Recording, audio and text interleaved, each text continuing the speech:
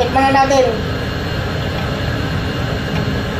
Mga idol, ano kayang benepisyo nito sa katawan natin? Sakit na siguro ako nito. Purpose. Yan. Nandiyan na. Nandiyan na. Yan. Carrot juice.